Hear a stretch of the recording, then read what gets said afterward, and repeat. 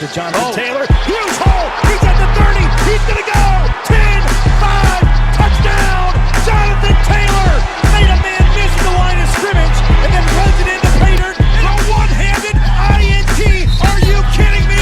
Kenny Moore. What a play by Nyheim Hines.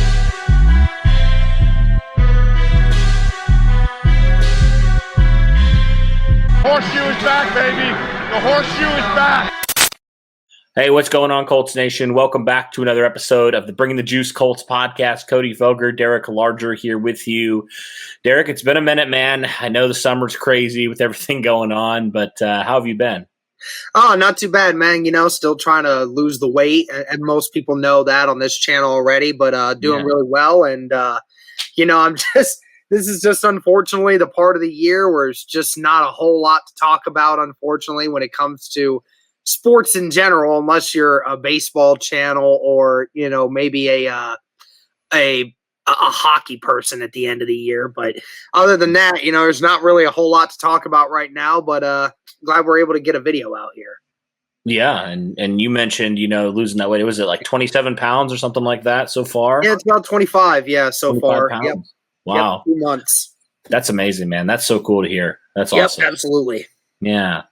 Well, you mentioned it. We're kind of in the dead zone right now in terms of content. The Colts really – there's been no news really outside of the Colts beyond, you know, potentially with stuff with training camp being open. Hopefully we'll get down to a lot of those this in July, August. I'm really looking forward to that. Hopefully we can get down there a lot more than we had even in 2019. So really looking forward to that. But that's still, you know, a little over a month away. So there's still some content, though, that we can talk about, right? And this is kind of the point in the offseason where we really start diving into some series, right? And so we've looked at different positions already at the quarterback and the running back position. Had Lawrence on a few days ago to look at the running back position.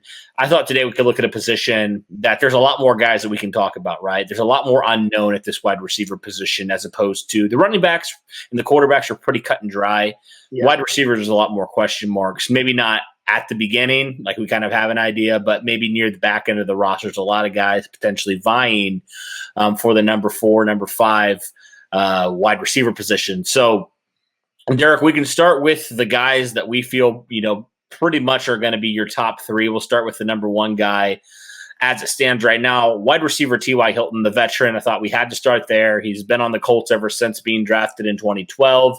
Has been really, I would argue, one of the most underrated receivers at his position ever since he's been with Indianapolis. Led the league 1 year in yardage and has just been overall, considering all the situations and all the different quarterbacks that he's had to deal with, especially after Andrew Luck's retirement. He's been such a professional about it, right? And he's just been such a great leader for this locker room. So, you know, I think the Bring T.Y. Home movement just summed up how much he means to this Colts fan base and this Colts organization. What are your overall thoughts on T.Y. Hilton and just what he brings to this Colts locker room on and off the field? Yeah, I mean, you hit it right on the head there when you talked about how ever since being in the league, you know, T.Y. Hilton many, many years has been a top 10 wide receiver in the league, but just never really gets recognized for that. I mean, he was consistently one of the guys that was always being top 10 in yardage every single year, and just nobody talked about him. And like you said, the year that he did win the yardage title when it came to receiving yards, nobody even knew it was him. Everyone just assumed it was Julio or it was Hopkins or it was, you know, OBJ or something like that. But no, it was T.Y. Hilton. And, you know, I mean, he's still that kind of guy to this day. You know, people continue to bash T.Y. Hilton because they said, oh, you know, he's a 32-year-old wide receiver. He's been nothing since Andrew Luck left. I mean, I just don't understand where those stipulations come from. You know, last year at the beginning of the year, obviously was not like himself, had a really, really bad start to the year. And then once the Texans game came around in week 10, and from that point on, T.Y. Hilton reminded you that he was still T.Y. Hilton and he still had a lot of competitive fire in him. You know, this is a guy that can still play in a multitude of different ways on the offense. And, you know, I think it's one of those things now where he is getting to the point where we have some other receivers here where he may not be on the field every single play now because, you talk about guys like Pittman and Pascal who can run block so much better than T.Y. Hilton can. So you see times where T.Y. is not on the field anymore. He's not more of an all-down wide receiver anymore because, he is getting older and his impact on those kinds of plays isn't there anymore. But nevertheless, I mean, this guy still is a guy that can go out and get you 50, 60 catches in a year, can still go and get you anywhere from 600 to probably 1,000 yards, give or take, depending on how his season starts out. I mean, this guy's still got it. He's still a good competitive wide receiver. We look for somebody at an eventual time to take over the number one spot.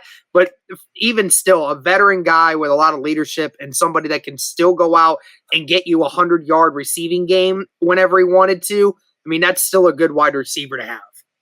Absolutely. And if he gets, I believe it's 640 yards this season, he will be only the third Colts wide receiver to ever do so. The other two, Marvin Harrison and Reggie Wayne, two Hall of Fame type of guys, right? Yeah, so pretty much. T.Y. Hilton has been, his career with Indianapolis has been absolutely fantastic.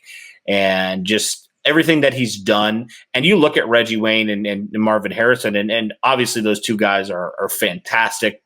Some of the best to ever play, but they played with Peyton freaking Manning for how many years? And, T.Y. Hilton has played with so many different quarterbacks. I think that's why I have such a massive respect for T.Y. Hilton. Even though he may never surpass Marvin or Reggie from a yardage standpoint, he's also played with probably 5 times the amount of quarterbacks, had a lot of instability really ever since Andrew Luck got hurt the first time, right?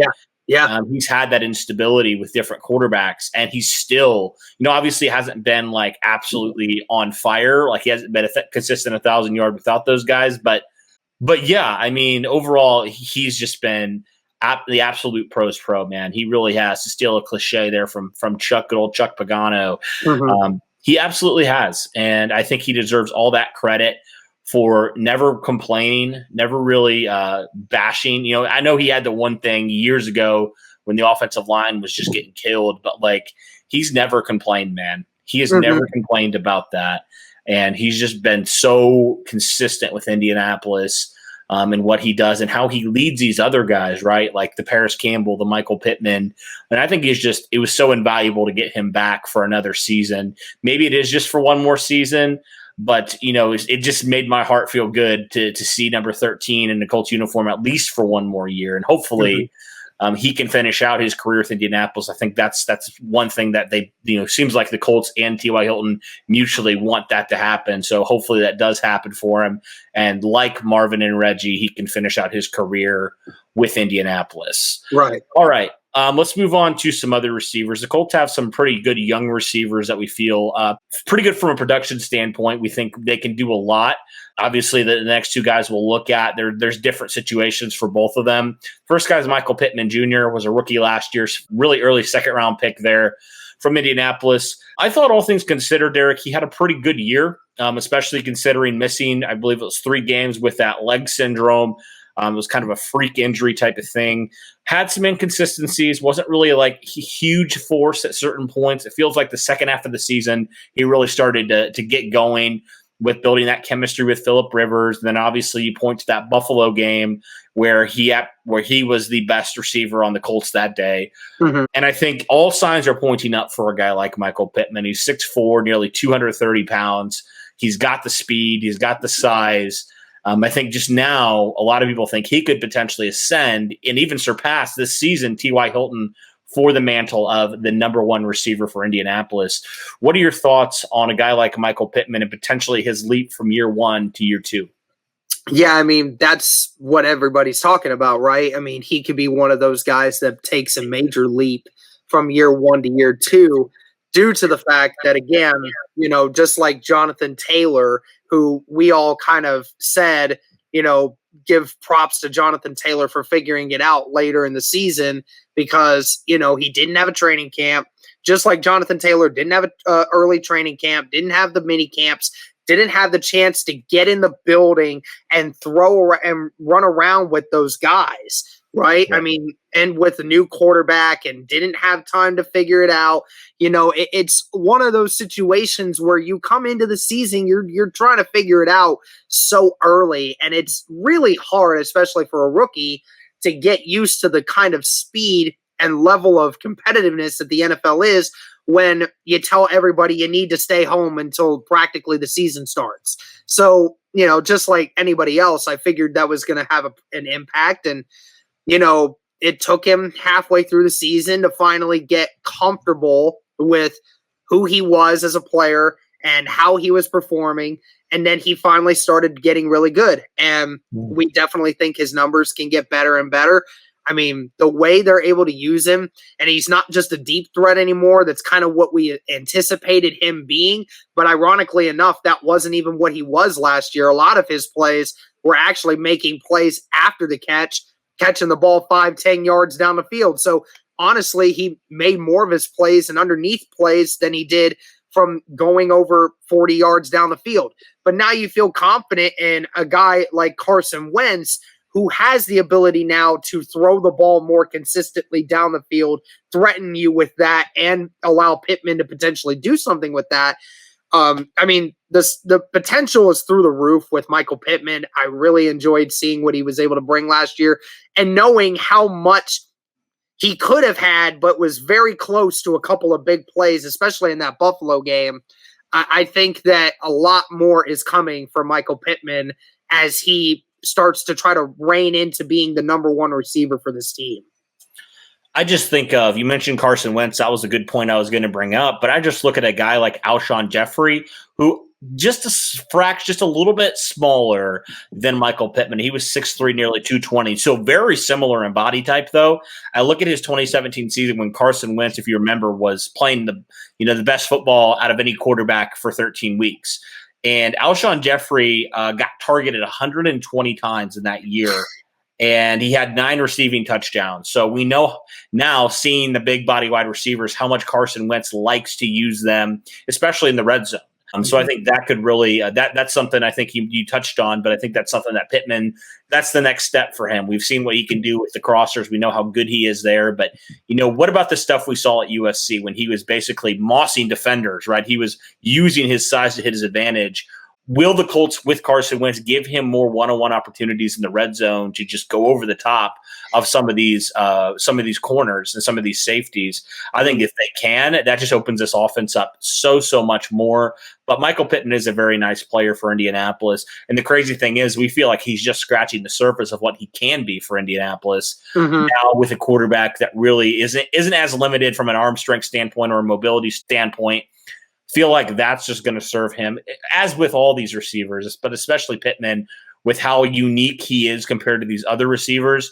I think that could really bode well for him in the red zone, and then just from a target standpoint, based off of what we saw in 2017 with Wentz to Jeffrey. So that's just something of note there.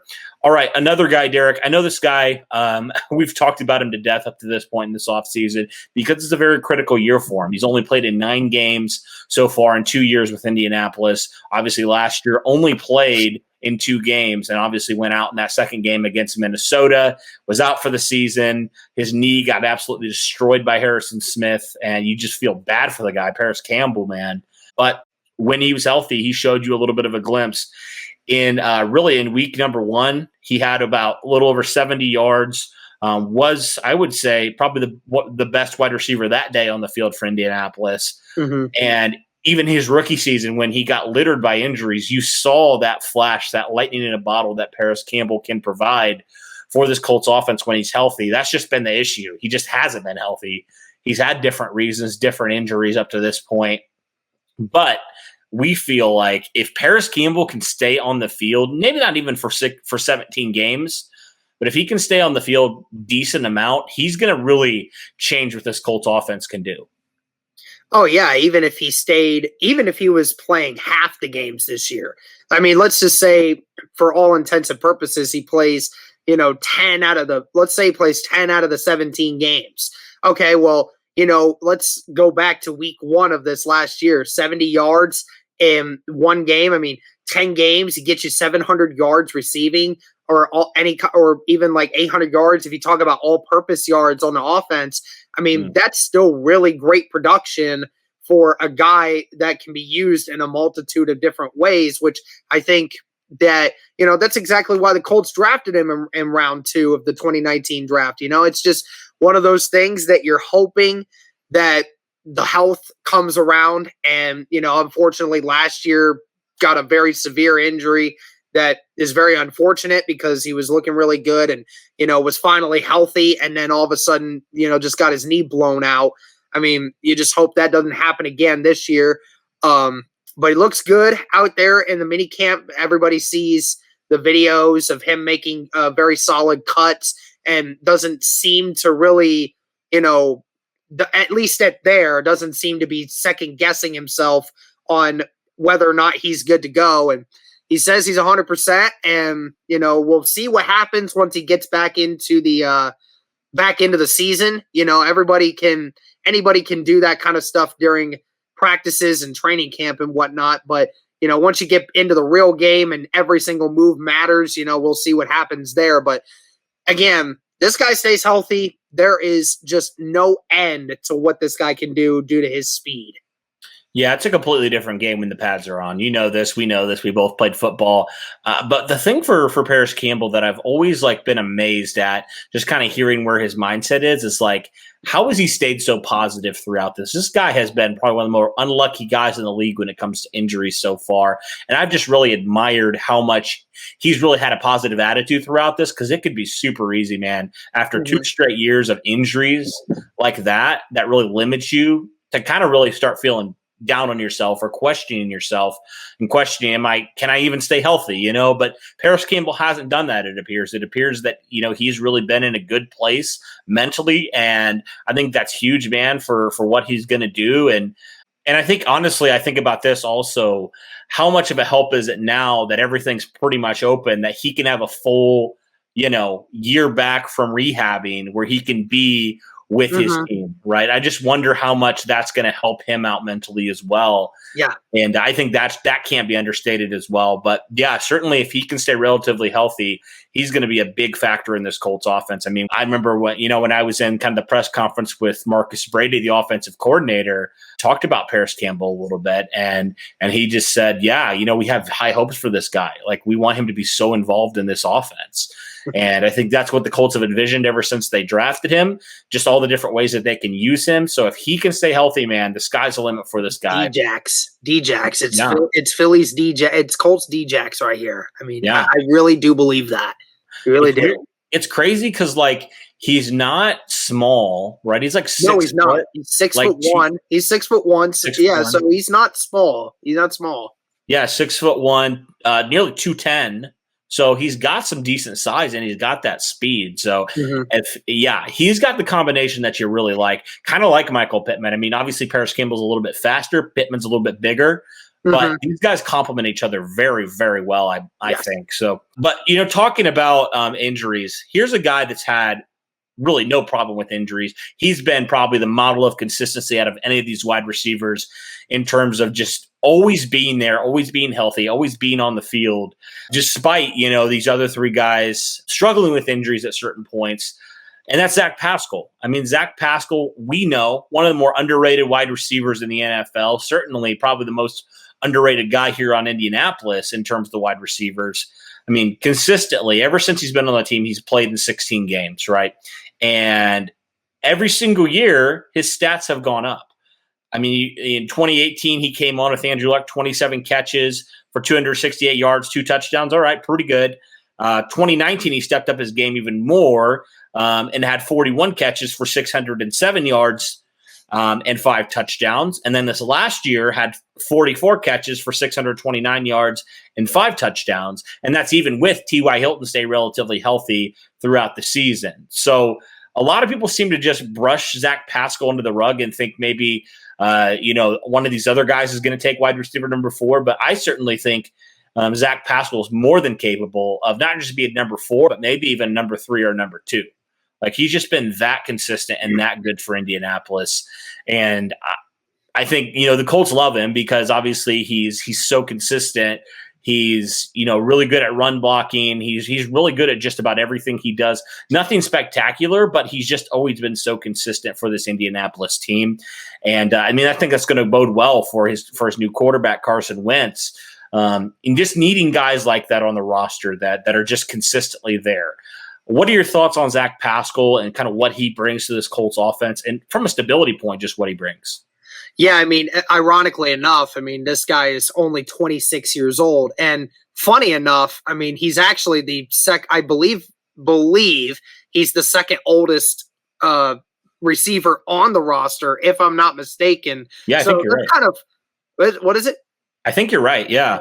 I think he is, because I don't think there's anyone else that's above 25. No. You talk about Michael Pittman. Michael Pittman's 23. Parris Campbell's 23. And, Doolin's 24, 25. And, Desmond Patman, 23, 22, 23. This guy's going to be 27 this year. We joked about it when we interviewed him. He has the same birthday as me, so that's how I remember. Yeah. But, it's weird to think that he's 27 years old, second oldest receiver on this roster. Go ask 15 other teams, the 15 worst teams in the NFL, and you ask them if they would put Zach Pascal as their number 3 or number 2 wide receiver. I guarantee all 15 of them would say yes. Guaranteed. You see a guy who is an undrafted free agent, only 26 years old, and amongst all the issues with the Colts when it came to the quarterback controversy, and yet continues to bring you 40 to 45 catches for over 600 yards and 5 touchdowns, that kind of receiver, a lot of teams will tell you that is a guy that they want on their active roster out there. Not to mention the amount of times that we've seen Zach Pascal put somebody on their back when run blocking. We saw him do it with a defensive end. This receiver flat out put a defensive end on his butt blocking him, okay, on a crack block. It's incredible what Zach Pascal is. And you're right, he never gets talked about really amongst, even in the national media, nobody talks about him. And even amongst the Colts fan base, we always talk about T.Y. We talk about Michael Pittman's resurgence. We talk about whether or not Parris Campbell's going to be healthy. But we just never seem to really bring up Zach Pascal a lot because, that's kind of the curse of being, relatively stable, like you mentioned, because there isn't a lot of news around Zach Pascal. There really isn't. He's just always there. He always shows up. He does the dirty work. Those kinds of guys, they never get recognition until obviously guys like us bring him up. And then, everyone's like, wow, we really appreciate Zach Pascal because of the work he's able to do. Does a lot of the dirty work. And I'm super glad that, Zach Pascal, being as young as he is still going to be, a receiver on this roster for many years to come. There's no question about that. The Colts are going to continue to keep bringing him back so as long as he keeps bringing us more and more stats like this. So I'm really appreciative of Zach Pascal bringing in, that 3rd, 4th spot on this roster. And like you said, from this point, we talked about all the top 4 guys here that we know are going to be on this. It's just all a question of who's going to round out the rest of the roster. When I think about glue guys, Zach Pascal is just the prototypical glue guy for this Indianapolis team. I think of different guys like, Jack Doyle's obviously always brought up. Grover Stewart's another name that's brought up. But Zach Pascal is so underrated that I even forgot about him. But he's such a glue guy for this Indianapolis team. And whenever there's chaos around the wide receivers, that chaos is not Zach Pascal. He is always there, always consistent. We don't talk about him because really, what do you question from Zach Pascal? There's not a whole lot. There's not any questions at all from him, really. He's kind of proven everything that you feel like you have questions on for him. And I think for that reason, you love to have a guy like Zach Pascal on your roster who maybe will never be an all-pro kind of wide receiver, but he's always going to be consistently there. And if you have enough glue guys like that, that can take you a long way in the NFL. So, all right. Now, this is where it gets a little bit dicey, Derek.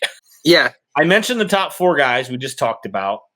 Now, here's where it gets a little bit like I don't know who's going to make this number 5, potentially number 6, depending how many the Colts carry. We'll obviously see in training camp and kind of see, who ends up on the chopping block, who makes the final 53 man, who's on the practice squad.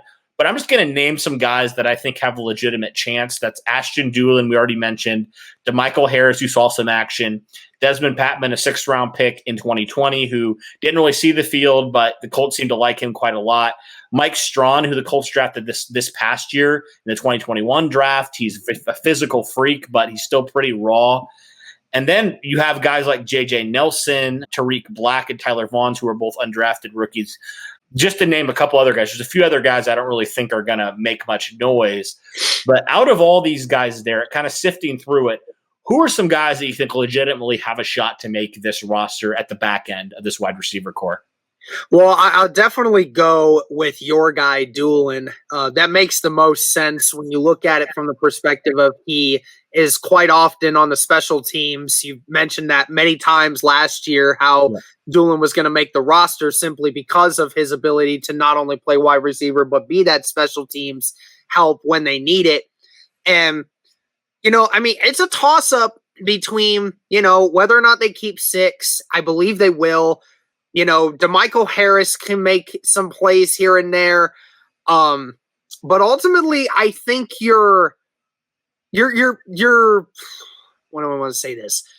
When it comes to big play potential at that back end of that wide receiver group, you try to find a guy who you think has the potential to make a big play. And, as good as DeMichael Harris can be at times, and I really like how they're able to use him in options and trickery stuff because, he's shifty. And that's kind of why I like him and that back end. But, when I look at somebody who might potentially be able to take this defense or this offense to another level, I say we have enough speedy guys already, and we already talked about how, we're going to have a full running back room.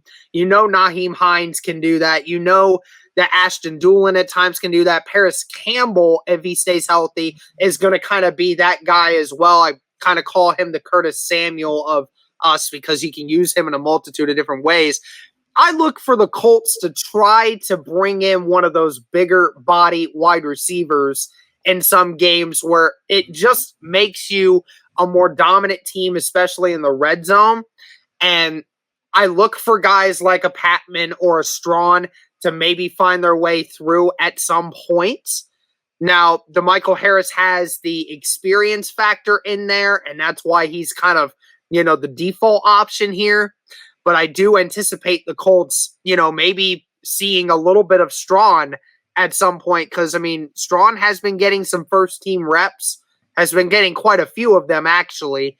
I know I said in a previous video that I think he's going to spend the majority of his season on the practice squad. That could potentially be a result at the start, but I think Strawn could eventually find his way in at some point if granted, if injuries just don't happen. But yeah, it's very difficult to round out that last spot here because there's so many different options. Yeah, even a guy like Tyler Vaughns, Michael Pittman's teammate at USC, I've had a lot of people who have said he's going to be really, really good. And so, I just don't want to count him out either because I feel like a lot of people feel like a guy like him could potentially come in surprise in training camp. So it's kind of a crapshoot for that number 6 wide receiver.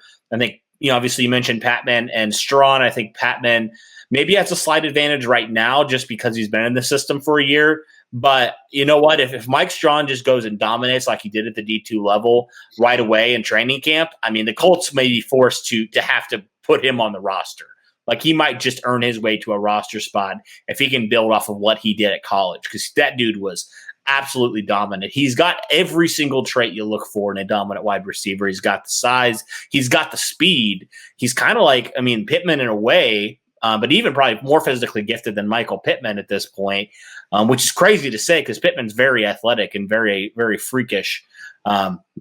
But yeah, that's going to be very interesting in the back end of this roster. And honestly, we can guess, but honestly, it could be any of these guys making that final spot. I think we'd prefer one of those guys that we mentioned with a Pittman or Strawn, but it could be a guy like a Vaughns or even a J.J. Nelson. Like, you just don't know with that number 6 wide receiver spot. But I think that'll do it, Derek. I think that's a good in-depth look at this wide receiver group, just around 30 minutes here. So, we touched on a lot of different guys here. But I'm curious for our listeners, what do you guys think, especially at the back end of the roster? Who do you think potentially, in your opinion, is going to take that number 6 wide receiver spot if the Colts do carry 6 receivers? Do you think there's a potential for somebody else to take the number 5? Let us know in the comments below. But that'll do it for this video. Thank you guys so much for tuning in. Always appreciate your support. If you're still watching this video and you haven't yet, be sure to hit that like button, subscribe button, turn on the bell so you know when we post new videos. That'll do it for this one, guys. Thanks for all your support and all you do. And as always, go Colts.